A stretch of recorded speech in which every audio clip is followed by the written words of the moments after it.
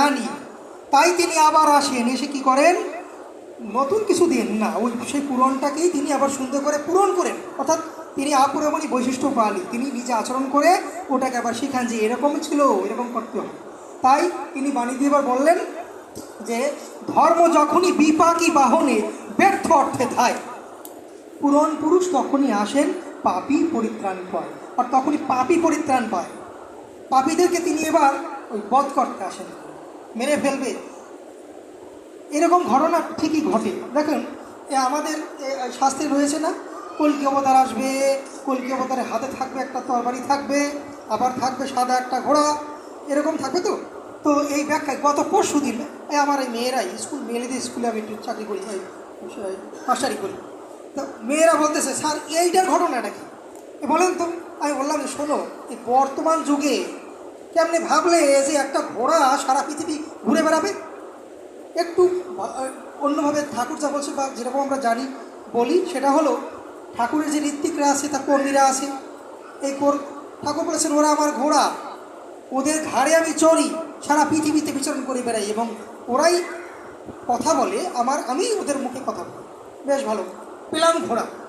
তার বলতে তরবারিটা কি, তরবারিটা হলো তার যে অমৃত নাম, তার যে বাণী, তার যে আচরণ বিধান রয়েছে, এগুলো যখনই আমরা ঠিক ঠিক পালন করে চলি, তখনই কিন্তু ওই আমাদের সমস্ত পাপ তাপ সব কেটে ছাপ হয়ে যায়। পেলাম ওটাও। এখন ওরা বলেছে যে তরবারি দিয়া বধ করবে, এরকম কিছু রয়েছে। বললাম যে তাহলে এ যুগে কি, যদি এ যুগে ভগবান এসে যদি কেউ গলা কাটে, তারা তো তাহলে কি বলে ফাঁসি হয়ে যাবে, তাই কি চাও? তাই ঠাকুর এবার বললেন এবার আর বধ করার জন্য আসি নাই, বধ নয়, এবার কি বশ। এবার তার যে নীতিবিধান, তার যে আচরণ বিধি রয়েছে, আমরা যদি সেগুলো পরিপালন করে চলি, বিশেষ করে যজন যাজন ইষ্টভীতি এগুলো করে যদি আমরা চলি, তার সাথে আরও আছে কিন্তু দুটো, সস্তনী আর সদাচার, এই পঞ্চনী যদি পালন করে চলি তাহলে আমাদের উন্নতি অবধারিত। ঠাকুর বলেছেন সৎসঙ্গের আশ্রয় গ্রহণ করো, সৎনাম মনন করো। আমি নিশ্চয়ই করে বলছি, গ্যারান্টি দিতে বললেন, তোমাকে আর তোমার উন্নতির জন্য ভাবতে হবে না। ঠিক আছে?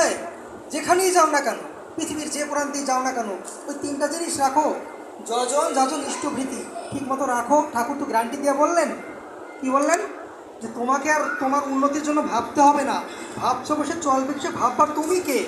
ভাবছেন যিনি ভাববেন তিনি, তুমি ভাবো তাকে। বাবা বলতে বলতে কেঁদে ফেললো, তাই না? কারণ কি, তিনি ঠাকুরের মানুষ, ঠাকুরের হয়ে উঠছেন, ওঠার চেষ্টা করছেন। একা নয়, তোমাদেরকে নিয়েই কিন্তু তিনি উঠবেন।